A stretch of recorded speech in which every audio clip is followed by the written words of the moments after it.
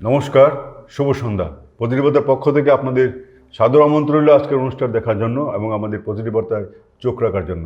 আজকে আমরা প্রতিটি বার্তায় ঘরে আমন্ত্রণ জানিয়েছি ত্রিপুরা রাজ্যের একজন সুপরিচিত সাহিত্যিক, সুমিষ্টভাষী এবং ওনার লেখনীতে সমৃদ্ধ হয়েছে ত্রিপুরার সাহিত্য সমাজ এবং উনি পাশাপাশি একজন প্রধান শিক্ষক। স্যার, আপনাকে অনেক অনেক ধন্যবাদ। ওনার নাম মিস্টার টিঙ্কুরঞ্জন দাস। ত্রিপুরা রাজ্যের সুপরিচিত ব্যক্তিত্ব, খুব গুণী মানুষ, সুবক্তা আবার বললাম। স্যার, আপনাকে অনেক অনেক ধন্যবাদ। আমাদের প্রতিটি বার্তায় আপনি ভীষণ ব্যস্ততার মধ্যে আমাদের সময় দিয়েছেন। স্যার, কেমন লাগছে আমাদের ঘরে এসে? প্রথমত আমি পজিটিভ বার্তার প্রত্যেকটি দর্শককে, প্রত্যেকজনকে এবং ত্রিপুরাবাসী সবাইকেই আমার ব্যক্তিগত তরফ থেকে প্রণাম, শুভেচ্ছা, অভিনন্দন ও ভালোবাসা জানাচ্ছি। এখানে এসে আমার সবচেয়ে বেশি ভালো লাগছে এই কারণ পজিটিভ বার্তার অনেকগুলো এপিসোড আমি নিজেও দেখেছি এবং কিছু মনে হয়েছে যে ত্রিপুরার এই সাহিত্য না শুধু, যে সব দিকটাই কিভাবে কভার করা যায় এবং এইভাবেই মানুষের ঘরে প্রত্যেকটি বার্তা পৌঁছে যাচ্ছে এবং সেটা পজিটিভলি পড়ছে। অর্থাৎ আপনাদের নামটাই প্রথমত আমার ভালো লেগে গেছে যে পজিটিভ বার্তা। এই বার্তাটা যে পজিটিভ যাচ্ছে এটাই তো অনেকটা। একদম স্যার, আপনি ঠিক বলেছেন। আমাদের পজিটিভ বার্তা নন পলিটিক্যাল প্ল্যাটফর্ম। এটা কোনো আমাদের কোনো পলিটিক্যাল নয়। এখানে সবাই আছেন, পলিটিক্যাল নেতারাও আছেন, সবাই আছেন, শিক্ষক, কর্মচারী থেকে শুরু করে যারা সঙ্গীত শিল্পী, নাট্য অভিনেতা, যাত্রা, সবাইকে আমরা আমন্ত্রণ জানাই এবং তাদের তুলে ধরার চেষ্টা করছি এবং নতুন প্রজন্মদেরও ওঠার চেষ্টা করছি। এবং আপনি যেটা বললেন যে আমরা কোনো পলিটিক্যাল কথাবার্তা এখানে হয় না। যারা আছেন, পলিটিক্যাল নেতা হোক আর যাই হোক, সবটা নিউট্রাল কথাবার্তা এখানে হয়। সমাজ নিয়ে কথাবার্তা, সমাজের উন্নতির স্বার্থে যতটুকু প্রয়োজন আমরা না, পলিটিক্যাল নেতারা আসলে তো পলিটিক্যাল কথা বলবেন, কিন্তু সেটা সমাজের জন্যই বলেন, সমাজের জন্য বলেন। প্রত্যেকটা নেতাই তো সমাজের জন্যই চেষ্টা করেন, চিন্তা করেন। কোন রকম যে রাজনৈতিক আলোচনা, যে ভেদাভেদ, ওই ধরনের সেটা নয়, সেটা একদম একদম। ধন্যবাদ স্যার আপনাকে যে আমাদের পজিটিভ বার্তা আপনি দেখেন। স্যার, তাহলে আলোচনা চলে যায়। হ্যাঁ, শিওর। স্যার, প্রথমে জানতে দেবো, যেহেতু আপনি প্রধান শিক্ষক, দীর্ঘদিন ধরে প্রধান শিক্ষকতা করছেন, শিক্ষক মানে কি স্যার? আমরা সবাই জানতে চাই স্যার। আসলে খুব সুন্দর প্রশ্নটা, খুব সুন্দর। শিক্ষক মানে কি?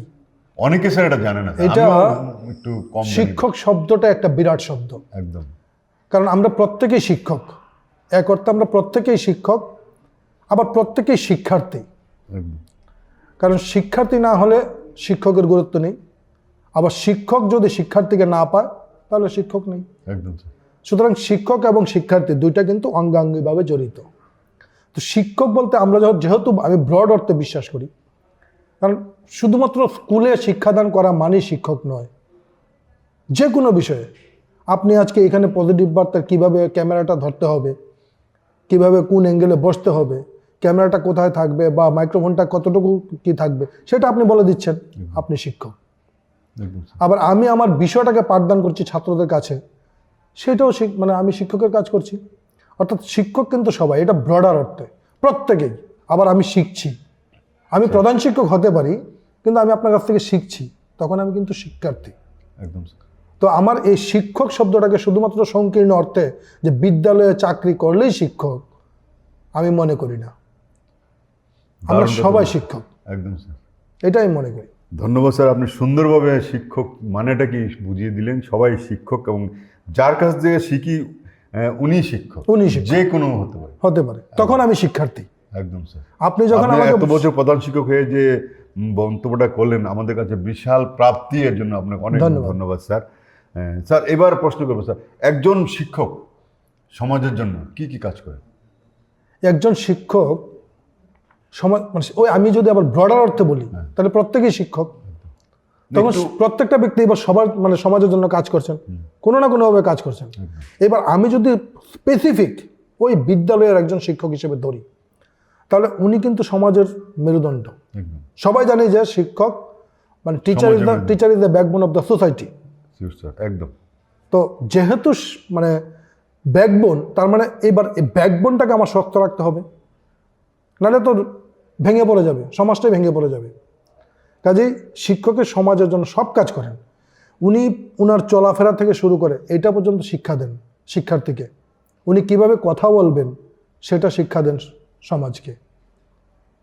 উনি তার সময়ানুবর্তিতা, তার নিয়মানুবর্তিতা, তার সব কিছু একজন শিক্ষার্থী কিন্তু ফলো করে।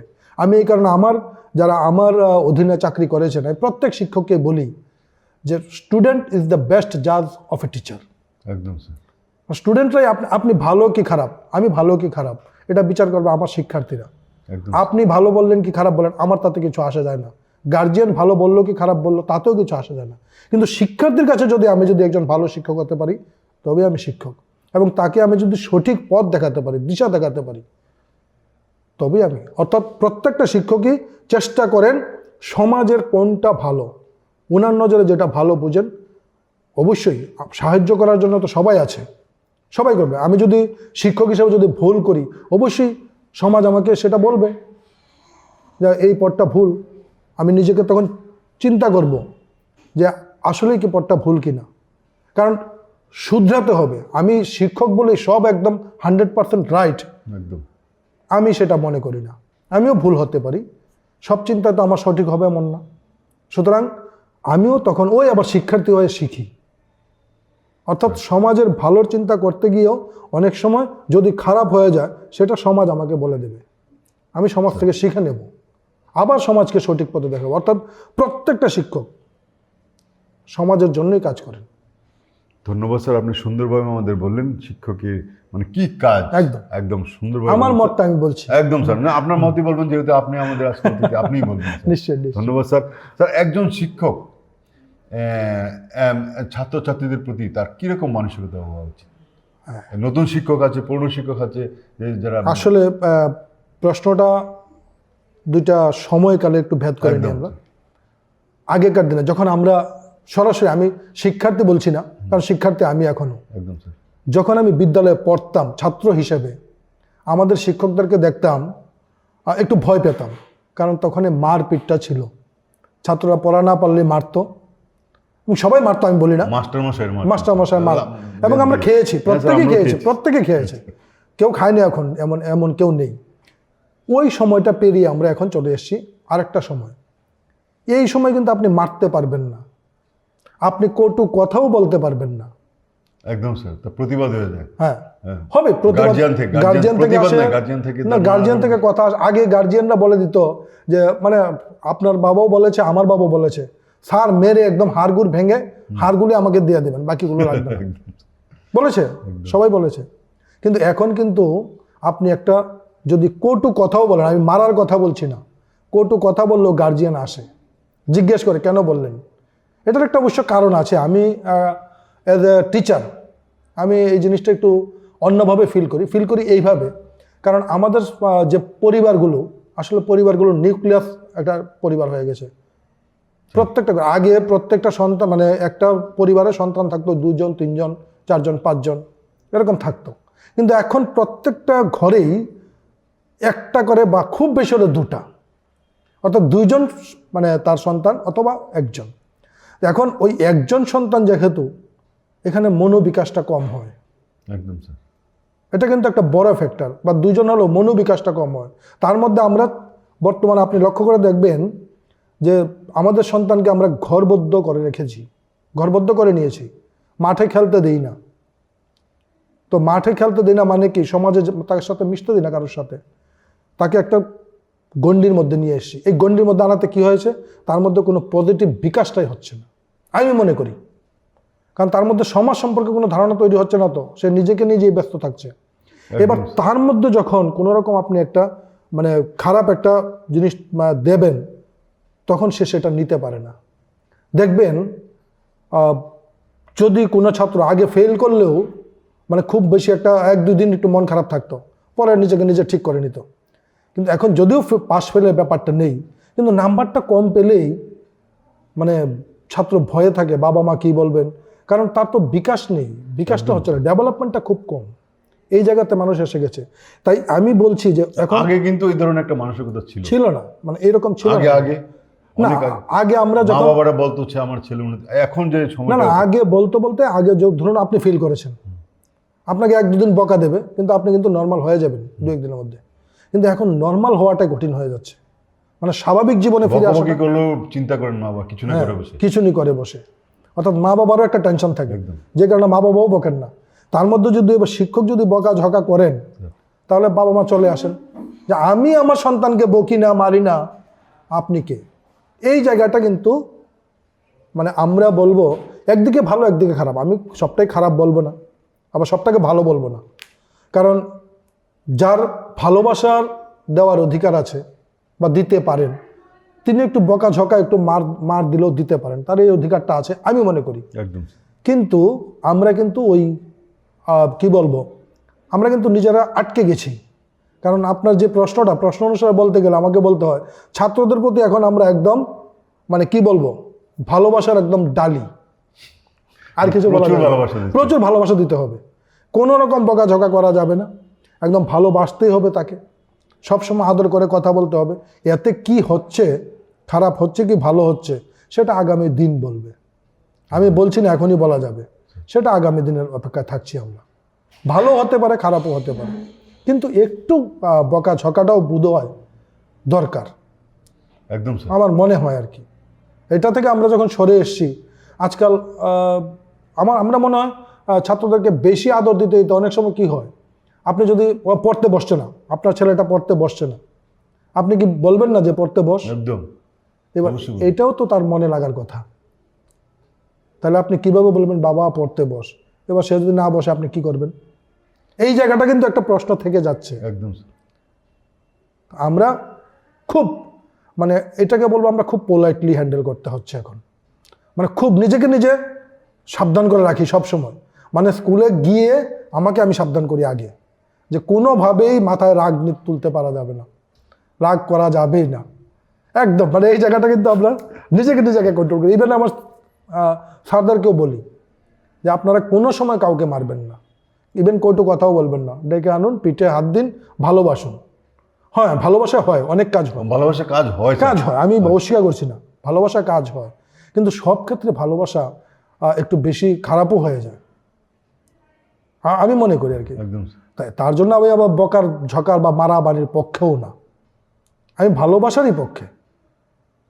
আমি আশা করি বুঝাতে পেরেছি। একদম স্যার, সঠিক কথা বলেছেন আপনি, যে আমাদের একজন ছাত্রের প্রতি কীরকম মানসিকতা হয়েছে সেই কাল এই কালের একটা সুন্দর প্রতিচ্ছবি আপনি তুলে দিলেন। যারা আমাদের প্রতিবাদে পর্দায় দেখলেন, আমাদের স্যার ত্রিপুরা রাজ্যে একজন বিশিষ্ট সুপরিচিত সাহিত্যিক এবং প্রধান শিক্ষক, বর্তমানে যে সুন্দরভাবে ব্যাখ্যাটা দিলেন, এবং অভিভাবকের প্রতি আমরা আবেদন জানাবো যে স্যারের কথাটা একটু মান্যতা করবেন এবং শুনবেন, যে স্যার যে বলছেন ভালোবাসা, বর্তমান সময়ে আমাদের ছেলেমেয়েরা অনেক অনেক নিজেদের মানে ভাবে যে আমরা তো জানি অনেক কিছু, সেই এইটাই সবচেয়ে বড় খারাপ করছে। বিশ্বাস ভালো একদম, কিন্তু অতিরিক্ত বিশ্বাসটা আবার খারাপ। একদম স্যার, বিশ্বাস করা একটা অংশ ছাত্র সমাজ এটা ভাবছে, আমি অনেক জানি, একদম এইটাই কিন্তু অনেক ক্ষেত্রে দেখা যায় ক্ষতি কারণ হয়ে দাঁড়ায় স্যার। একদম একদম স্যার ধন্যবাদ স্যার। স্যার, একজন শিক্ষক কি সমাজসেবা কাজ করতে পারেন? অবশ্যই। কিরকম স্যার? শিক্ষক যে কাজটা করছে সেটা তো সবটাই সমাজসেবা। একদম স্যার, সবটাই সমাজসেবা। দেখুন, আমরা একটা জিনিস খুব যদি আমরা সমাজের দিকে একটু লক্ষ্য রাখি, দেখবেন কোথাও শিক্ষকদেরকে কর্মচারী বলা হয় না, শিক্ষক কর্মচারী, অর্থাৎ একদম স্যার, এই জায়গাতে একটা পৃথকীকরণ, একটা ড্যাশ থাকে, একটা ড্যাশ থাকে, কারণ শিক্ষকদেরকে কর্মচারীর আওতায় নেওয়া হয় না। তার মানে কি, মানে শিক্ষকরা কর্মচারী নয়, একদম শিক্ষকরা আলাদা। এবার শিক্ষকদের কেন আলাদা করা হয়েছে? কারণ আগেই বলেছি, আমি আজকে একটা কথা বলতে চাই, আমরা অনেক গার্জিয়ানরা, অনেক অভিভাবকরা বলি যে আমার সন্তানের জন্য আমি 10 জন শিক্ষক রেখেছি। আমি আবারও বলছি, আমার সন্তানের জন্য আমি 10 জন শিক্ষক রেখেছি। আমি সেই সমস্ত গার্জিয়ানদের কাছে, অভিভাবকদের কাছে সবিনয়ে বলতে চাই, শিক্ষক রেখেছি কথাটা বলবেন না অনুগ্রহ করে। শিক্ষক রেখেছি এই কথাটা বলবেন না অনুগ্রহ করে, কারণ শিক্ষককে রাখার ক্ষমতা কারোর নেই। আপনি যদি বলুন আমার ছেলে 10 জন স্যারের কাছে পড়তে যায়, বলুন যে 10 জন স্যার আমার সন্তানকে পড়ায়, রাখার ক্ষমতা নেই, কারণ কোনো মানুষকে কেউ রাখতে পারে না, আমি মনে করি না, সম্ভব না, আমার সে ক্ষমতা নেই। আপনাকে কত টাকা দিলে আপনি তুষ্ট হবেন? কেউ তুষ্ট হবেন না, হবে না তো। তাহলে শিক্ষকরা শুধুমাত্র বেতনের জন্য চাকরি করে না, আমি ব্রডার অর্থে কিন্তু ব্যবহার করছি না, এবার চাকরির ক্ষেত্রে ব্যবহার করছি। কারণ ব্রডার অর্থে আপনিও শিক্ষক, আমি বলেছি একদম স্যার। প্রত্যেকেই শিক্ষক। আপনি বিনা বেতনে কাজ করছেন, তার মানে আপনি সমাজসেবা করছেন।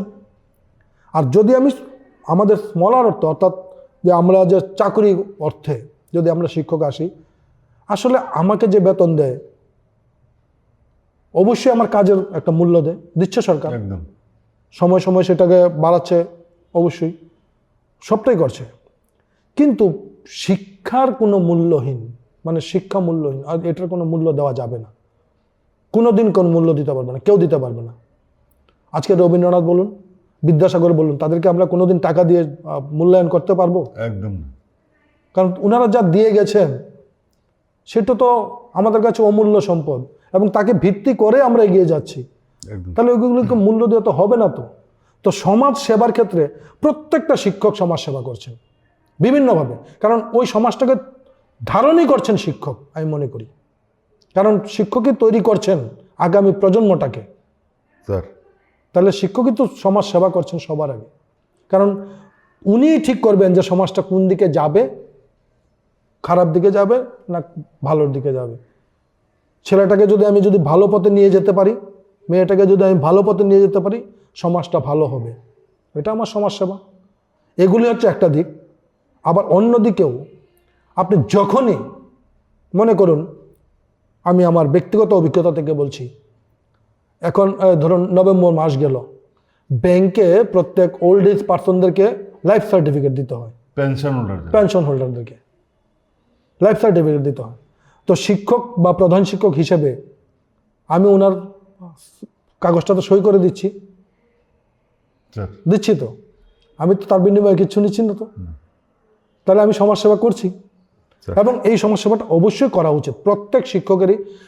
আমি আমার চেম্বারে আমি কোনো সময় দরজা লাগাইও না, পর্দাও থাকে না। কেন না? কারণ এই ঘরটা, এটা হতে পারে আমার মন্দির, প্রত্যেকের মন্দির, এবং মন্দিরে প্রত্যেকের অবারিত দ্বার। প্রত্যেকটা জনগণ আসবে, কেন আসবে না আমার কাছে? আর শিক্ষক হিসেবে আমার কর্তব্য আছে তাদেরকে যাতে আমি কোনোভাবে হেনস্থা না করি। আমি সবসময় আমার আমার যারা শিক্ষক আছেন, আরও আমার স্কুলে যারা আছে, স্টাফ আছেন, আমি প্রত্যেককে বলি, কেউ একটা টিসি নিতে আসলো না, তাকে ঘোরাবেন না, সম্ভব হলে আজকে দিয়ে দিন। কেন সে আরেকদিন আসবে আমার কাছে একটা কাগজের জন্য? আমি চাই না। কারণ আমার কাছে এখন যদি বহু পুরাতন কেস হয়, হয়তো অনেক সময় সেটা সম্ভব হয় না, একটু 1-2 দিন আমরা বলে দিই, আপনার ফোন নাম্বারটা দিয়ে যান, আমরা বের করে দিয়ে আপনাকে ডেকে নেব। তবু যাতে ওই লোকটা হেনস্থা না হয়, আমি চেষ্টা করি। এবং আমি প্রত্যেক শিক্ষক যারা আমার কথা শুনছেন, প্রত্যেক প্রধান শিক্ষক যারা আমার কথা শুনছেন, তাদেরকেই বলবো, আমি আব্রাহাম লিঙ্কন বলেছিলেন যে what is democracy? That is of the people, by the people and for the people. আমি আমার শিক্ষকদেরকে বলি যে we are for the student, of the student and by the student. একদম স্যার, সত্যি বললেন স্যার কথাটা। আমরা স্টুডেন্টের জন্য শুধুমাত্র করব। কাজে আমাদের কাজটা আমরা কোনো সময়ই আমরা ডিলে করতে চাই না, কোনো প্রধান শিক্ষক করেনও না। এটা আমার দেখা অনেক প্রধান শিক্ষককে আমি দেখেছি, করেনও না। এটা অনেক সময় আমরা কিছু কিছু কাজ এমন হঠাৎ করে এসে যায়, আমাদের কাজগুলোকে প্রাধান্য দিই, আমরা কাজগুলোকে কোনটা প্রাধান্য দিতে হবে, কোনটা দিতে হবে না, কোনটা পরে, কোনটা ইম্পর্টেন্ট, কোনটা আর্জেন্ট, ওইভাবে ভাগ করে নিই। ওইভাবে ভাগ করে যে কাজটাকে আর্জেন্টটাকে করতে হয়, তার জন্য আমরা সবসময় ওই গার্জিয়ান বা যারা আসেন আমাদের কাছে, আমরা চেষ্টা করি যথাসম্ভব আমাদের পক্ষে যতটুকু সম্ভব দেওয়ার আমরা সাহায্য করি। আমরা বিভিন্নভাবে সমাজের শিক্ষকরা সবসময় সমাজের কথাই ভাবেন, এটা মনে রাখবেন। বিশেষ করে শিক্ষকরা যারা শিক্ষাদানটাই সমাজের, যে আমরা ভাবি যে শিক্ষকরা প্রধান মেরুদণ্ড সমাজের, এবং শিক্ষকরা সেই শিক্ষা দিয়েই সমাজে একটা জনসেবামূলক কাজ করছেন। কিন্তু স্যার, আপনার কাছে আমার প্রশ্ন, আপনার শিক্ষকতা থেকে বেরিয়ে কোনো সমাজসেবামূলক কাজ, বিভিন্নভাবে সমাজের কাজ করা যায় না স্যার? আসলে এটা বললে তো একটা আত্মপ্রচার হয়ে যাবে। না, আত্মপ্রচার হবে না, এটা জানতে চাই স্যার। আত্মপ্রচার একটু করতে চাই না, সেই কারণে এই বিষয়টা জানেন শিক্ষকতা, আমি শিক্ষকতা করছেন স্যার, কিন্তু শিক্ষকতার বাইরে কিন্তু অনেক সমাজ সেবার কাজ থাকে স্যার। না, বিভিন্ন সেটা তো অবশ্যই করতে হয়, একটু জানতে অবশ্যই চাই, করতে আপনি হয়। করছেন আমরা জানি, পত্রপত্রিকা কোনো দেখেছি, তবু একটু কারণ স্যার আমি আসলে না, আমি বা পত্রিকা দেখেছেন এটা ঠিক না, কারণ আমি পত্রিকা দেই না এইসব খবর। দেন না, কিন্তু খবর চলে আসে অনেক ক্ষেত্রে, বা আমি দেখা যায়। সাধারণত এইসব খবর আমি, কারণ আমি নিজেকে না, আপনি না দিলেও হবে, কিন্তু হয়ে যায়। হ্যাঁ, তো আপনাদের সেটা আপনাদের ভালোবাসা, যে- আসলে অনেকেই ভালোবাসেন, ভালোবাসেন শিক্ষকতা তো ছাড়াও কাজ হবে। সমাজের কাজ আমি করেন স্যার। আবারও ক্ষমা চেয়ে নিচ্ছি, আসলে আমার বলা ঠিক না এইসব, মানে আমি বলি না। যেমন আমার ছেলের জন্মদিনে আমি একটা আশ্রমে, মানে অনাথ আশ্রম, যে কোনো একটা অনাথ আশ্রমকে বেছে নিই, সেই অনাথ আশ্রমে বাচ্চাদের সাথে আমি ওই দিন কাটাই। আমাদের খাবার দাবার সব কিছু। হ্যাঁ, সমস্ত কিছু। আমাদের বিবাহবার্ষিকী আমরা ওই রাস্তার মানে যারা আছেন প্রথম, মানে কি বলবো, যারা মানে ওই ভবঘুরে বা খাবার পাচ্ছে না, তাদের সাথে আমি চেষ্টা করি আমাদের ম্যারেজ ডেকে ওইভাবে উদযাপন করি। আমি এগুলো আসলে বলতে চাই না, একদম না, চাই না। ঠিক আছে স্যার। তাছাড়া এরা যেটা ধরুন একটা দারুণ ছাত্ররা আসে, ছাত্ররা বলতে ধরুন কোনো একটা গরিব ছেলে অন্য স্কুলেরও হতে পারে, হ্যাঁ, ওই বই নেই বা ড্রেস নেই, চেষ্টা করি আমার তরফ থেকে আমি যতটুকু পারি। কিন্তু আমি আবারও ক্ষমা চেয়ে নিচ্ছি, না না না, একদম সঠিক আমি বলেছেন স্যার। এগুলো বলতে চাই না, কারণ আমি আত্মপ্রচারে না না না, আমি একদম একদমই বিশ্বাস করি এটা না। আত্মবিশ্বাস না। আমরা জানি যে শিক্ষকতার পাশাপাশি আপনি অনেক ধরনের কাজ করেন, আপনি না অনেকেই করেন, কিন্তু আমরা জানতে চাইবো যে একজন শিক্ষক, প্রধান শিক্ষক, তার যে একটা পরিমণ্ডল শিক্ষকতা, তার থেকে বেরিয়ে অনেক কিছু কাজ করে, যারা শিক্ষকতার মাধ্যমে সূক্ষ্মভাবে কাজ করছেন সমাজে। এটা এটা এটা বড় প্রাপ্তি সমাজের। সবারই করা উচিত, একদম কারণ স্যার। আমরা মানুষ হয়ে জন্ম নিয়েছি, যদি মানুষের জন্য কিছুই না করলাম, আমি কিসের জন্য এলাম পৃথিবীতে? আমার মতটা এরকম, এবং আমি আমার ছেলেকেও ওইভাবেই মানে মানুষ করার চেষ্টা করছি, এখনো চেষ্টা করছি বলি। আমার ছেলে বর্তমানে এমটেক করছেন, একদম স্যার। বাইরে বাইরে, বর্তমানে হায়দ্রাবাদ আছে। কি নাম ছেলের? আমার ছেলের নাম সায়ন্তন দাস। আমি চেষ্টা করছি আমার ছেলেকেও যাতে ওই শিক্ষাগুলি দিতে পারি। একদম স্যার। আমি মানে এই দিকটা, মানে আমার ছেলেও আমার মতনই প্রায় আমি বলি, বা তার মার মতনও বলা যেতে পারে, কারণ আমাদের মধ্যে এই জিনিসটা আছে। একদম। এবং আমার খুব সাপোর্টিভ আমার স্ত্রী। ধন্যবাদ স্যার আপনাকে। আমরা শিক্ষকতা নিয়ে অনেক প্রশ্ন করলাম, এবার অন্য পার্টে যাবো স্যারে। ত্রিপুরা রাজ্যের একজন সুপরিচিত সাহিত্যিক, ত্রিপুরা রাজ্য নয়, আমাদের বাংলাদেশ, পশ্চিমবঙ্গ, মানে আমাদের যে সাহিত্য সমাজ রয়েছে, বাংলার সাহিত্য সমাজ, তার মধ্যে একজন অন্যতম নাম মিস্টার টিঙ্কুরঞ্জন দাস। মিস্টার লেখেন না, সাহিত্যিকরা লেখেন টিঙ্কুরঞ্জন দাস, কবি, সাহিত্যিক, লেখক, যাই ছেলেকে। প্রধান শিক্ষকটা এখন আমরা একটু পাশে রাখলাম, এখন সাহিত্যিক নিয়ে আমরা আলোচনা করবো, এবং বিশিষ্ট সাহিত্যিক ত্রিপুরার রাজ্যে। স্যার, আপনার এই রাজ্যের যে সাহিত্যিক, কবি, সাহিত্যিক, লেখক, এটা পরিচিতি রয়েছে জানি আমরা, বাংলা শুধু ত্রিপুরা নয়, বাংলাদেশ, পশ্চিমবঙ্গের সমস্ত জায়গাতেই। স্যার, আপনার একটু অনুভূতি জানতে চাই স্যার, কেমন লাগে স্যার এই পরিচিতিটা? আসলে ওই শিক্ষকতার পাশাপাশি আপনার করে যাচ্ছেন, দেখুন। বললেন যে প্রধান শিক্ষকটা পাশে রাখছেন, আমি আসলে প্রধান শিক্ষক শব্দটাকে পাশেই রাখি, আচ্ছা। কারণ আমি কোথাও পরিচয় দিই না, কারণ দেই না প্রধান শিক্ষকটা এখনো। আমি প্রথমত আমি একজন শিক্ষক হিসেবে নিজেকে দেখি। আমি কত প্রধান শিক্ষক স্যার, আমিও জানতাম না স্যার। আমি জানি আপনি একজন শিক্ষক, হ্যাঁ। আজকে জানছেন প্রধান শিক্ষক স্যার। আমি আসলে বলি না প্রধান শিক্ষক, একদম। কাউকে বলি না। না, আপনি যেভাবে চলাচল করেন সবার সাথে, এত বোঝা যায় না যে একজন প্রধান শিক্ষক। হ্যাঁ, আমি ওই জায়গাটায়, কারণ প্রধান শিক্ষক করে নিজেকে আমি পৃথক করতে চাই না। একদম। সবচেয়ে বড় কথা যেটা, আমি আচ্ছা। শিক্ষক, আমি একজন সাধারণ মানুষ, সবার সাথে মিশতে বা থাকতে চাই। একদম কারণ স্যার। প্রধান শিক্ষক বললেই একটা আলাদা একটা ভাব আসে, মানুষের অন্য, মানে ওটা অন্যভাবে দেখবে, আমি চাই না ওইটা। এই কারণে আমি প্রধান শিক্ষক থেকে সরে আসি। সাহিত্যিক কবি হিসেবে আমি বলবো যে অনুভূতি বলতে, আসলে আমি বিজ্ঞানের শিক্ষক, তাই আমি কিন্তু সাহিত্যের নই। এটা হচ্ছে না, বিজ্ঞানের লেখক হয়। হ্যাঁ, আমি না, প্রথমত আমি হচ্ছে বিজ্ঞানের ছাত্র, বিজ্ঞানের শিক্ষক। আমার বিষয় ছিল জীবন বিজ্ঞান, এবং মাস্টার ডিগ্রি আমার জীবন বিজ্ঞানে। আমি আগে একটু লেখালেখি করতাম, মানে ছাত্রাবস্থায়, ওইগুলো আসলে রেকর্ড রাখিনি, কারণ তখন লেখালেখি করব সেটা মাথায় ছিল না, কোনোদিন লেখালেখি করব সেটা মাথায় ছিল না। তো আসলে আমি খুয়াইয়ের ছেলে, তো খুয়াই মানেই এটা সংস্কৃতির শহর, এটা ত্রিপুরা রাজ্যে সবখানে প্রচারিত। খুয়াই মানে জন্ম খোয়াই ছিল। আমার জন্ম খুয়াই। আগরতলা নতুন বাড়ি করেছেন? না, এবার আমি বলছি তাহলে একটু বলতে হয়। আসলে আমি খুয়াইয়ের ছেলে, খুয়াইতেই বড় হয়েছি, পড়াশোনা খুয়াইতে, চাকরি স্টার্টও খুয়াইতে। তো সেই সুবাদে খুয়াইয়ের সবাই এবং প্রত্যেকটা ব্যক্তি কিছু না কিছু সংস্কৃতির সঙ্গে যুক্তই। একদম। সে নাটক হোক, কবিতা হোক, গল্প হোক, নাচ হোক, গান হোক, যে কোনো দিকে প্রত্যেকটা ব্যক্তি আছে। একদম তো আমি তার থেকে বাইরে নই। আমারও তখন ইচ্ছে হলো না, কিছু একটা করি। দেখি না, চেষ্টা করি না। তো এটা 90 দশক বলবো, 90 দশক থেকেই শুরু করলাম একটু একটু লেখালেখি। এবং প্রথম আমার স্যারদেরকে আমি দেখাতাম, ওনারা উৎসাহ দিতেন, বলতেন লেখ, হবে। আজকে জানি না কতটুকু কি হয়েছে, তবে ওনাদের আশীর্বাদ, ওনাদের উৎসাহ আমার সঙ্গে আছে।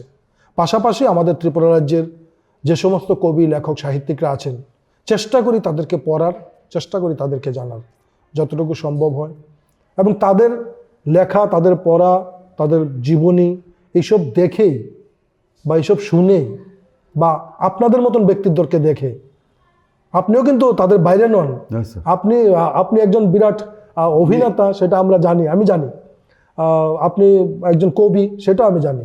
আপনাদেরকে দেখে বা আপনাদেরকে বলে অনুপ্রাণিত হই। এই অনুপ্রেরণা থেকেই আজকে বিজ্ঞান থেকে সাহিত্যর দিকে আমার টার্ন করে গেছে একদম। বলা যেতে পারে। ধন্যবাদ স্যার, আপনি যেভাবে বললেন কথাটা খুব সুন্দর লাগলো। আর আমাদের থেকে কি শিখবেন স্যার? না, আপনি নিশ্চয়ই। আপনাদের থেকে আছে, শিখেছি স্যার। সবার থেকে একটু শেখার লেখালেখি আছে, করে চলে অনুপ্রেরণা গেলেন তো। সবার থেকে আছে। স্যার আপনার কখনো গ্রন্থ বেরিয়েছে এখন পর্যন্ত? আমার এখন পর্যন্ত 5টা গ্রন্থ বেরিয়েছে।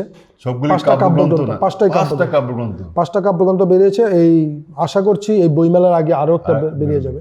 ধন্যবাদ আর স্যার। আরেকটা যন্ত্রস্থ আছে ছড়ার বই। এরকমভাবে কবিতা, ছোট গল্প, অনুকবিতা, তারপর ছড়া, এগুলি নিয়ে এখন মোটামুটি আছে। চেষ্টা করি কিছু লিখতে। স্যার একটা দুটো কবিতা শুনবো আপনার। নিশ্চয়ই নিশ্চয়ই নিশ্চয়ই। কবিতা এবার যারা প্রতিনিবাতে পর্দায় চোখ রেখেছেন এবং যারা অনুষ্ঠান দেখছেন, আজকে আমরা আমন্ত্রণ জানিয়েছি প্রতিনিবাতার ঘরে বিশেষ অতিথি শ্রদ্ধেয় টিঙ্কুরঞ্জন দাস মহোদয়, একজন প্রধান শিক্ষক এবং বাংলা সাহিত্যের একজন বিশিষ্ট সাহিত্যিক। আপনারা শুনলেন কি সুন্দরভাবে ব্যাখ্যা দিলেন শিক্ষক এবং শিক্ষকের প্রতি, সমাজের প্রতি দায়বদ্ধতা, নানান বিষয়ে উনি আলোচনা করলেন সুন্দরভাবে। এবার আমরা ওনার স্বরচিত কবিতা শুনবো, যেহেতু উনি সাহিত্যিক। ঠিক আছে, আমি এটা আমার 4র্থ বই, অতৃপ্ত আগুন। অতৃপ্ত আগুন দেখান স্যার। নিশ্চয়ই নিশ্চয়ই। অতৃপ্ত আগুন, অতৃপ্ত আগুন, টিঙ্কুরঞ্জন দাস। এই বইটা একটু বলি। বইটা ঢাকা থেকে প্রকাশিত, ইনতামিন প্রকাশনী, ঢাকা থেকে প্রকাশিত বইটা। এবং বইটা এখনও আমার কাছে সবগুলি কপি আসেনি। যাই হোক, যা এসছে, বইটা থেকে আমি একটা কবিতা পড়ছি। কবিতার নাম জীবনের গল্প। ওই যে নদী কল কল বয়ে যায় নিরবধি, তার বুকেই তো জমা আছে কত কথা, শ্রাবণের মেঘ কিংবা চৈতালি খরা। ওই যে পাহাড় মাথা তুলে দাঁড়িয়ে ঠায়, গতিময় জীবনের কথা বলে নিঃসঙ্গ নীরবতায়, উদাসী দুপুর কিংবা অলস বিকেল বেলায়। ওই যে আকাশ মেঘহীন নীল শরীরের নীলাম্বরী, টুকরো টুকরো মেঘের সাথে করে যখন তখন আড়ি। জীবনের রোদ বৃষ্টি খেলায় আর এক অতন্দ্র প্রহরী। আমি সেই প্রকৃতির দ্বারে করা নাড়তে চাই, যাদের স্পর্শে হৃদয় আন্দোলিত হবে। ঝড় উঠবে এক নতুন চিন্তাধারা উন্মেষের। আমি সেই প্রকৃতির কাছেই যেতে চাই, যার গহীনে শুধুই জীবন আর জীবনের চড়াই উতরাই। বাহ, দারুণ দারুণ স্যার, দারুণ। স্যার ভ্রান্ত পথের প্রতীক, স্যারের আরেকটা কবিতা দেখতে পাচ্ছেন, ভ্রান্ত পথের প্রতীক। স্যার এটা থেকে একটা কবিতা আমরা শুনতে চাই। Sure sure. স্যার ত্রিপুরা রাজ্যের একজন সুবক্তা এবং প্রতিষ্ঠিত কবি, লেখক, সাহিত্যিক, মানে বিশাল ব্যাপার ওনার পরিধি। আমাদের ত্রিপুরা সাহিত্য সমাজে প্রধান শিক্ষক তো আছেন মধ্যে, কিন্তু সাহিত্য সমাজ ওনার বিশাল সুমিষ্ট লেখনী এবং অনেক লেখার মধ্যে ওনার বজ্র মানে কি? বজ্র মানে সেই বজ্র নয় আকাশ থেকে বজ্র বলে মাটি ফেটে গেল না, লেখার মধ্যে খুব প্রতিবাদ রয়েছে। একজন কবি স্যার প্রতিবাদ হওয়া উচিত। অবশ্যই, কারণ একজন কবি যেভাবে প্রতিবাদ করতে পারে আর কেউ সেটা পারে না। একদম স্যার। আর সেটা কেউ পারে না, কারণ কবি অসি নয়, মসিতে বিশ্বাসী। একদম স্যার। এবং মসিটাই তার বড় অস্ত্র। একদম স্যার। সমাজের যে কোনো খারাপ দিকটা যখন কবি দেখেন, কবি তার কলম তুলবেনই। যে কোনো একজন না একজন তুলবেনই, অবশ্যই তুলবেন। এখানেই কবি। স্যার ঠিক আছে, আমি আমার আরেকটি কবিতা পড়ছি, ভ্রান্ত পথের পথিক। বইটা সদ্য বেরিয়েছে, এটা ওয়েস্ট বেঙ্গল কলকাতা থেকে বেরিয়েছে, প্রকাশনী হচ্ছে উইংস পাবলিকেশন। একদম স্যার। কবিতার নাম মৃত্যুদূত। পৃথিবীর প্রান্ত ছুঁয়ে আমি হেঁটে চলেছি আপন গতিতে, হোঁচট খেতে খেতে আমি এখন নির্ভয়। ব্যর্থ করে দিতে পেরেছি সমস্ত শুভ প্রয়াস, আমার বেঁচে থাকা তাই মৃত্যুর চেয়েও ভয়ঙ্কর। আমি ক্ষুদ্র করে দিতে পেরেছি আকাশ, মাটি, জলের সীমারেখা। নিউক্লিয়াস পরিবারের তত্ত্ব ভেঙে করেছি আণবিক, সম্পর্কের বাঁধন ছিন্ন করেছি নির্দ্বিধায়। অসীমাবদ্ধ জীবন আটকে দিতে পেরেছি ঘরের কোণে। নিরেট গঠনহীন শরীর নিশ্চিহ্ন হবে হয়তো কোনোদিন ধ্বংস হবে সব স্মৃতিচিহ্ন। কষ্টের পাপড়িগুলি মেলে ধরে নির্বাক পৃথিবী, নতুনভাবে গড়ে উঠবে আমার ধ্বংসস্তূপের উপর। তবু আমার নির্বিকল্প উপস্থিতি ফিরে আসবে বারবার। আদিম সময় বয়ে বেড়াবে প্রতিটি শ্বাসবায়ু, মৃত্যুহীন প্রাণ রোজ মরবে নির্বিচারে। কালের নিয়মেই আমি বেঁচে থাকবো আলো আধারি বুকে। বিশ্বাস করো, আমি চাইনি কোথাও ছুটে যেতে, চাইনি মারণযজ্ঞে নিজেকে সামিল করতে। অত্যাচার আর অবিচারে অতিষ্ঠ পৃথিবী আমাকে হাত ধরে নিয়ে এসেছে নিজেকে বাঁচাতে। তোমরা যারা সভ্য নাগরিক জেগে আছো পৃথিবীর বুকে, বিশুদ্ধতার আচরণে তৈরি করো নতুন গ্রহ, ঢেকে দাও তার মাটি সবুজের আস্তরণে। শুধু মনে রেখো, নয়তো আমারই মতো আবার কেউ ফিরে আসবে তোমাদের সুন্দর জীবনে অভিশপ্ত মৃত্যুদূত হয়ে। বাহ বাহ, দারুণ দারুণ স্যার, ধন্যবাদ। দারুণ লিখলেন স্যার কবিতাটা। স্যার আপনি অনেক পুরস্কার পেয়েছেন জানি, তবু জীবনের একটা সেরা প্রাপ্তি কি স্যার জানতে চাই? হ্যাঁ, ইতিমধ্যে কিছু সম্মান পেয়েছি। সম্মান পাওয়াটা তো প্রত্যেকটা ব্যক্তির কাছে আসলে যেমন ভালো লাগে, তেমন দায়িত্বটাও বেড়ে যায়। একদম স্যার। কারণ সম্মান পেলাম মানে শেষ নয়, একদম স্যার। এরপর কিন্তু দায়িত্বটা আরও বেশি বেড়ে যায়। কারণ যিনি সম্মান দিয়েছেন উনি আমার কিছু দিক বিবেচনা করেছেন, একদম স্যার। আমার সেটাকে ফ্লারিশ করা আমার দায়িত্ব। সুতরাং সম্মান পাওয়া মানেই দায়িত্বটা বেড়ে যাওয়া। তো আমি কিছু সম্মান পেয়েছি, বাংলাদেশ থেকেও পেয়েছি, আমাদের ওয়েস্ট বেঙ্গল থেকেও পেয়েছি, ত্রিপুরা থেকেও পেয়েছি। তো আর্শিকতা থেকে পেয়েছি। আর্শিকতা তো সবাই জানেন, আর্শিকতা একটা বলবো এখন ত্রিপুরা রাজ্যের যে কয়েকটা নিউজ চলছে, একেবি তার মধ্যে একটা অন্যতম নিউজ, বা আমাদের যে ইলেকট্রনিক মিডিয়াগুলো আছে। তো আর্শিকতা থেকেও আমি সম্মান পেয়েছি। আমি দেবদ্বীপ থেকে সম্মাননা পেয়েছি, ভারত বাংলাদেশ মৈত্রী সংসদ থেকে সম্মাননা পেয়েছি, অনেকগুলো পেয়েছি এরকম। সুতরাং দায়িত্ব অনেক বেড়ে গেছে। চেষ্টা করছি সেই সম্মানের কিভাবে আর একটু বেশি নিজেকে শানিত করা যায়, সম্মানটাকে সম্মান জানানো যায়। সম্মানটাকে সম্মান জানানো যায়। একদম স্যার, ধন্যবাদ স্যার। স্যার আমাদের কিছুদিন আগে, যেহেতু আপনি প্রধান শিক্ষক এবং সাহিত্যিক, বাংলা ভাষার বিশিষ্ট সাহিত্যিক আপনি, যে কিছুদিন আগে আমাদের কেন্দ্রীয় সরকার আমাদের বাংলা ভাষাকে ধ্রুপদী ভাষার সম্মান দিয়েছেন, মর্যাদা দিয়েছেন স্যার। আপনার একজন বাঙালি, একজন কবি হিসাবে আপনার অনুভূতি জানতে চাই। এবং আমরা পাশাপাশি সমস্ত মাতৃভাষার প্রতি আমাদের শ্রদ্ধা প্রণাম রইল। কোনো মাতৃভাষার প্রতি আমরা দেখি না, যার যার মাতৃভাষা সবার কাছে প্রিয়, এবং যার যার মাতৃভাষা নিয়ে কথা বলবেন। আমরা আমাদের ভাষা বাংলা, তাই বাংলা ভাষা নিয়ে একটু কথা বলছি, আমাদের ক্ষমা করবেন। কীরকম অনুভূতি স্যার যে ধ্রুপদী ভাষা মর্যাদা দিলেন? আসলে প্রথমত এই ভাষাটাকে ধ্রুপদী ভাষা হিসেবে যাতে সরকার গ্রহণ করে বা ঘোষণা করে, সেজন্য আমরা বাংলা ভাষাভাষীরা মানে প্রচণ্ডভাবেই চেষ্টা করেছেন প্রত্যেকেই। আমি কারোর ব্যক্তিগতভাবে নাম নিতে চাইছি না, কারণ কাউকে ছোট করতে চাই না। প্রত্যেক বাংলা ভাষাভাষী করেছেন, তার জন্য অবশ্যই নেতৃত্ব কেউ না কেউ দেয়। নেতৃত্ব দিয়েছেন, আমাদের ত্রিপুরা রাজ্যেরও আছেন, ওয়েস্ট বেঙ্গলেরও আছেন, একদম স্যার। তো প্রত্যেকেই আছেন। এবং কোন সময় আমরা পেয়েছি দেখুন, সেটা ছিল অক্টোবর মাস, আমাদের বাঙালির আরও একটা আনন্দের মাস, একদম পূজার মাস।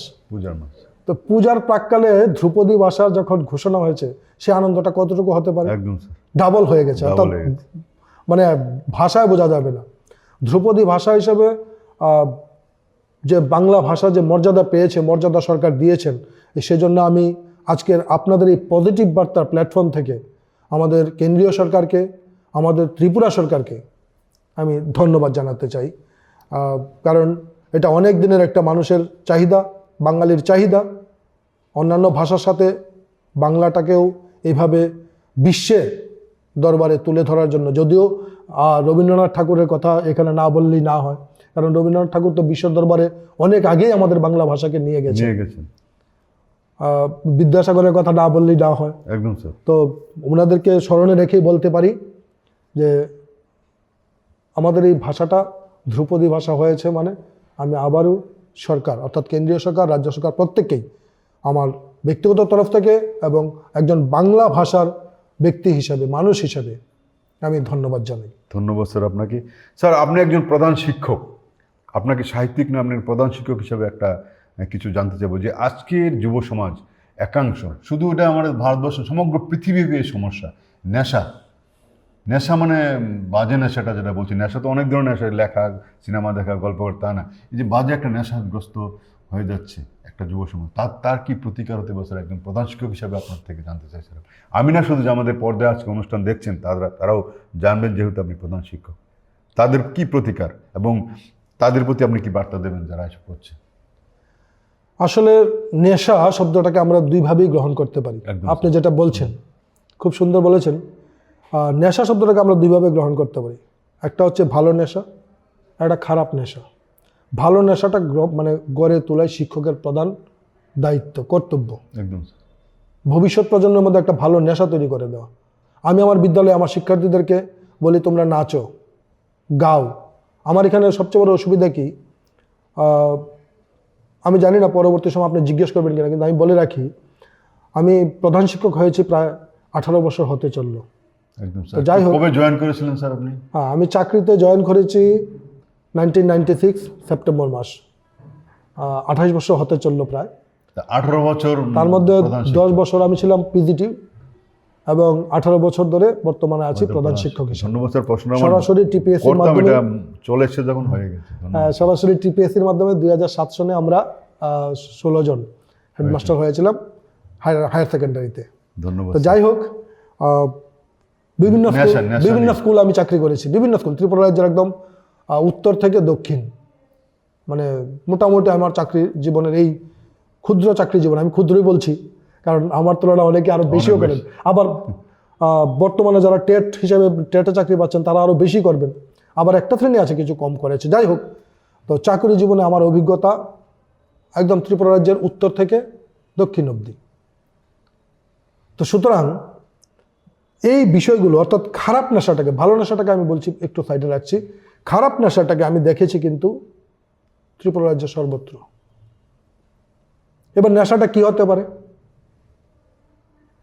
কেউ গাঁজা খাচ্ছে, কেউ মদ খাচ্ছে, কেউ খৈনি খাচ্ছে, কেউ পান খাচ্ছে। প্রত্যেকটা কিন্তু খারাপ নেশাতে পড়ছে। আমি পান খাওয়াটাকে আমি ভালোবাসি না, বিশেষ করে একটা এজ। আমি বলছি না যে কেউ পান খাবেন না, না খেলে খুব ভালো। আমি সবাইকে অনুরোধ করি, পান খান, সুপারি খান, জর্দাটা খাবেন না। এটা একটা বাজে নেশা। একদম স্যার। কেউ বিড়ি সিগারেট খাচ্ছেন, বাজে নেশা। তো এখন বিড়ি সিগারেট, পান, ইভেন মদটাকেও কেউ নেশা হিসাবে নিচ্ছে না। আপনি লক্ষ্য করে দেখবেন, যখন সেটা ব্রাউন সুগার কি ইয়াবা এইসব বাজে বাজে আমরা পত্রিকা যা পড়ি আর কি, ওইটাকে আমরা নেশা বলছি। কিন্তু নেশা কিন্তু এখান থেকেও নেশা, এগুলো নেশা। একদম স্যার। এই নেশাটাকে আমরা তেমন গুরুত্ব দিচ্ছি না। আমরা এখন গুরুত্ব দিচ্ছি ওই নেশাগুলোকে। গাজার উপরে গেলে ইয়াবা কি, আমি সবগুলো নাম অভিযোগ পত্রিকা থেকে পাওয়া, সব জাডিওরা, সবগুলো মনেও থাকে না। তো যাই হোক, আমি সবাইকে বলবো, না, পানও খাবেন না, সিগারেট বিড়ি তো নয়। শুধু আপনার জন্য নয়, শুধু আপনার জন্য নয়, যে ব্যক্তি খাচ্ছেন উনি তো ক্ষতিগ্রস্ত হচ্ছেনই, পাশাপাশি সমাজটাকেও কিন্তু ক্ষতিগ্রস্ত করছেন। একদম স্যার। ক্ষতিগ্রস্ত করছেন, কারণ পান যিনি খাচ্ছেন উনি নিজের হয়তো নেশা করছেন, বুঝতে পারছেন না, উনি নিজের ক্ষতি করছেন। এবার আমি এটার একটা ছোট্ট উদাহরণ দিয়ে বলি। ধরুন কোনো একটা ব্যক্তি পান খেতে খেতে তার ক্যান্সার হয়ে গেছে, এবার তার পরিবারের কি অবস্থা হয়? একদম স্যার, সত্যি কথা বলেছেন এটা। তাহলে পরিবারটা ক্ষতিগ্রস্ত হচ্ছে, এভাবে এই পরিবারটা থেকে আরেকটা পরিবার এভাবে নষ্ট হচ্ছে। কাজে নেশা তো সবসময় খারাপ। আমি প্রত্যেকটা আমার চেষ্টা করি, আমি আমার ছাত্রদেরকেও বলি, প্রত্যেকটা অনুষ্ঠানে আমরা আমাদের অনেকগুলো মানে আছে, বালিকা মঞ্চ আছে, প্রহরী ক্লাব আছে।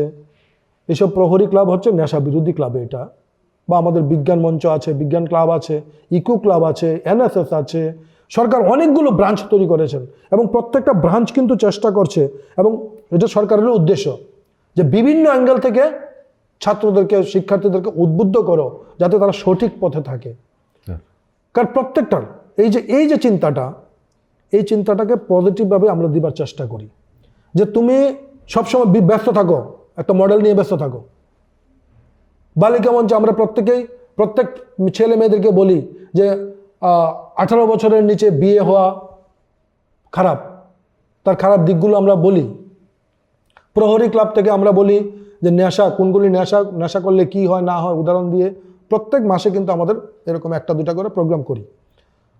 কারণ ছাত্রদেরকে আমরা সবসময় সঠিক দিশাটা দেখাতে চেষ্টা করি। ওই নেশা যারা করছেন আসলে বিপদগামিতা ছাড়া এটাকে আর কিছু বলা যায় না। একদম স্যার। বিপদগামিতা। তাদের মা বাবার প্রতি আপনি কি বলবেন? এবার আমি বলি, আসলে ওই যে বললাম প্রথমেই যে কথাটা বলেছিলাম যে ভালোবাসাটা, ছেলে মেয়ে, ভালোবাসাটা অবশ্যই দরকার। একদম সেই ভালোবাসাটা যাতে খুব বেশি না হয়, আবার খুব কম না হয়। আমার ওই লিমিটেশনটা জানতে হবে, আমি কতটুকু ভালোবাসবো।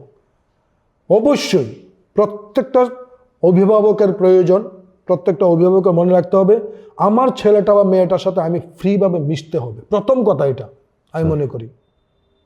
আমি যদি আমার সন্তানের সাথে মিশতে না পারি, সন্তানের সাথে দূরত্ব তৈরি করি, সন্তান কোন পথে যাচ্ছে আমি বুঝতেই পারবো না। একদম স্যার। আমি যদি আমার সন্তানের সাথে ফ্রিভাবে মিশতে পারি, a teacher is a friend, philosopher and guide, এই শব্দটা আমরা কিন্তু পড়েছি। শুধু নট অনলি টিচার, আমি বলি every person is friend, philosopher and guide. কারণ আপনি যদি আপনার সামনে যদি একটা ছেলে, মনে করেন আপনার সামনে একটা ছেলে, ছোট্ট একটা বাচ্চা ছেলে নেশা করছে, আপনি কি তখন বলবেন যে ওটা আমার ছেলে নয়? না, একদম না, আমি বাধা দেবো। বলবেন না তো? না, কারণ সেও আমারই সন্তান, আমার না হোক আপনার সন্তান, আপনার না হোক আরেক বাবার সন্তান, তাহলে আপনি তো তাকে বাধা দেবেন তো। এইভাবে প্রত্যেকে কিন্তু আমরা কিন্তু প্রত্যেকের বন্ধু, দার্শনিক এবং তাকে সঠিক পথে নেওয়ার পথ প্রদর্শক। একদম। কাজে প্রত্যেকে আমরা চেষ্টা করতে হবে। এই যে নেশাটা নিয়ে আজকাল খুব বেশি শোনা যাচ্ছে নেশা, সমগ্র বিশ্বে অবশ্যই অনেকগুলো কারণ আছে। আমি এটার কারণগুলি ব্যাখ্যা করছি না, কারণ এই প্ল্যাটফর্মটাও কারণ ব্যাখ্যার জন্য নয়, কারণ অনেকগুলো কারণ আছে। সেই কারণগুলি হয়তো আপনার হাতে বা আমার হাতে নেই, আমরা সেটা পারছি না দিতে তাদেরকে। সেই কারণেও তাদের মানে চাওয়ার থেকে বিভিন্ন কারণে এগুলো হয় না, চাওয়ার থেকে পাওয়াটা যখন কম হয়ে যায় মানুষ ডাইভার্ট হয়ে যায়। ঠিক স্যার। এই চাওয়া পাওয়ার মধ্যে তফাৎটা যত তাড়াতাড়ি আমরা গোছাতে পারবো, আমরা কিন্তু একটা পজিটিভ দিক তৈরি করতে পারবো, একটা পজিটিভ সমাজ তৈরি করতে পারবো। ধন্যবাদ স্যার আপনাকে। আপনার কাছ থেকে আমরা অনেক কিছু জানতে পারলাম। শিক্ষক মানে কি, শিক্ষকের সমাজের কর্তব্য। আপনি একজন ত্রিপুরা রাজ্যের বিশিষ্ট সাহিত্যিক নিয়েও কথা শুনলাম। অনেক ধন্যবাদ স্যার আপনাকে যে আমাদের প্রতিবাদকে সময় দিয়েছেন ভীষণ ব্যস্ততার মধ্যে। স্যার, আমরা শেষবারের মতো জানতে চাইবো, আমি না শুধু যে পর্দার উপরে রয়েছেন, যেহেতু আপনাকে প্রধান শিক্ষক না, আপনি প্রধান শিক্ষক, একটা স্কুলের যেভাবে দায়িত্ব সহকারে রয়েছে প্রধান শিক্ষক, স্যার বর্তমান সমাজের যে যুব সমাজ রয়েছে তাদের প্রতি আপনি আমাদের পজিটিভ বার্তা, বছর শেষ হয়ে যাচ্ছে 2024, শেষ সময়ে আপনি কি বার্তা দেবেন স্যার সমাজের, যে যুব সমাজের প্রতি? স্যার, আমি প্রধান শিক্ষক, সেটা একটা সাইড, এটা আমার একটা পোস্ট। তার আগে আমি শিক্ষক, এটা আমার একটা পোস্ট। সবার আগে আমি হতে চাই একটা মানুষ, একজন মানুষ। একদম সত্যি স্যার।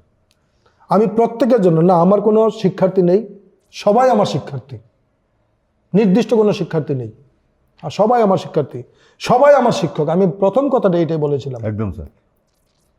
তো আমি এই কথাটাতে আবার ফিরে আসছি যে বর্তমান যুব প্রজন্ম যারা এখনও ওই নেশার দিকে চলে গেছে, অবশ্যই নেশাটাকে পজিটিভ করা যায়। আজকাল একটা জিনিস খুব লক্ষণীয় ত্রিপুরাতে, আপনি লক্ষ্য করে থাকবেন, ত্রিপুরাতে কিন্তু লেখক কবির সংখ্যা বাড়ছে, নতুন প্রজন্মের লেখক বাড়ছে, নতুন লেখক, নতুন কবি লেখক বাড়ছে, এখন অনেক হয়ে গেছে। বিচার সাহিত্য সমাজের জন্য কে একটা কি লেখলো, কে কি লেখলো সেটা বড় কথা নয়। নেশার, ওই নেশার থেকে ওই নেশা। হ্যাঁ, খারাপ কি ভালো লিখছে সেটা বিচার করার দরকার নেই এখন, কারণ লিখতে লিখতেই ভালো লেখা হয়। একদম স্যার। আমার 5টা বই হয়ে গেছে, 6 নম্বর বই হচ্ছে, 7 নম্বর বই হচ্ছে, তার মানে আমি ভালো লেখক হইনি, ভালো কবি হয়ে গেছি আমি দাবি করি না। কারণ প্রত্যেকদিন যখন লিখি আগের লেখাগুলো দেখলে মনে হয় দূরে কেন লিখেছিলাম, একদম ঠিক না? তো প্রত্যেকদিন যখন লিখি আমার আপগ্রেড হচ্ছে। তো এই যে আমি বলছি যে কবি, লেখক বা গল্পকার বা সাহিত্যিক এক কথায় ত্রিপুরাতে বাড়ছে। এবং আমরা কিন্তু আরেকটা জিনিস না, আমরা কিন্তু এখন পশ্চিমবঙ্গ মুখাপেক্ষি হয়ে থাকি না। আমাদের এখানে আগে মানে কোনো কিছু কবিতা বললো, আমাদের বাচিক শিল্পীরাও কবিতা বললেই ওয়েস্ট বেঙ্গলের বা প্রতিষ্ঠিত কোনো কবির কবিতা বলতেন। আজকাল কিন্তু আমাদের ত্রিপুরার কবিদের কবিতাও বলছেন। একদম, এটা একটা পজিটিভ দিক। একদম। তাহলে এই নেশাটা বাড়ছে, আমি সেটাকে সমর্থন করি। একটা সংখ্যক, হ্যাঁ, একটা সংখ্যক, একটা ক্ষুদ্র, আমি মনে করি যারা এই খারাপ নেশার দিকে যাচ্ছে সেটা ক্ষুদ্র, একদম ক্ষুদ্র অংশ। এই নেশাটার দিকে অনেক, কিন্তু এই নেশাটার দিকে বাড়ছে, এই নেশাটা কিন্তু পজিটিভ। আগামী দিনে নিশ্চয়ই আমরা চাইবো যে আরো আসুক, যারা লেখবে, আরো লিখবে, বলবে। এবং লেখা ছাড়া যে একটা যুব সমাজ অংশ রয়েছে তাদের প্রতি কি বলবেন স্যার আপনি, প্রধান বিষয়? হ্যাঁ, যারা এখনো মানে লেখালেখিতে আসে না, অথচ পড়াশোনা আছে, বসে আছে, ঘোরাঘুরি করছে, চাকরি নেই। আসলে সবারই তো মানে পেট বলতে তো একটা জিনিস আছে, সবাই লেখালেখি করে পেট ভরবে না, এটা সত্য কথা। এটা শুধুমাত্র অ্যামিউজমেন্ট, রিক্রিয়েশন, এটা নিজের ক্রিয়েটিভিটি, এটা দিয়ে পেট ভরবে না। এটা দিয়ে যদি কেউ মনে করে সংসার চালাবে, হবে না। কাজে অবশ্যই সে চিন্তা করতে হবে তার সব পরিবারটা কিভাবে চলবে, তার নিজের কিভাবে চলবে, এটা তো চিন্তা করতে হবে। কিন্তু পাশাপাশি যারা এখনো মানে ওই লেখালেখিতে আসেননি, বা দেখুন আজকাল নাটকও কিন্তু কম যাচ্ছে না, একদম হচ্ছে। আমাদের ত্রিপুরার যে নাটকও কিন্তু এখন রেগুলার হচ্ছে, আমাদের রবীন্দ্র ভবন আপনি খালি পাবেন না। একদম স্যার।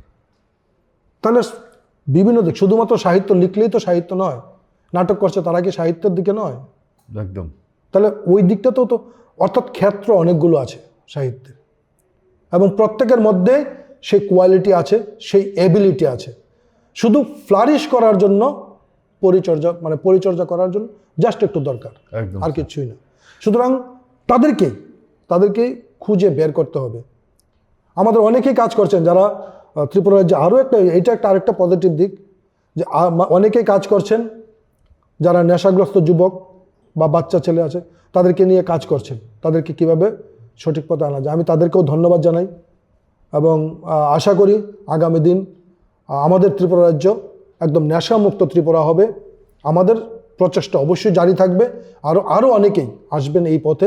আমি সবার কাছে সেই অনুরোধটুকু রাখবো আজকে পজিটিভ বার্তার প্ল্যাটফর্ম থেকে।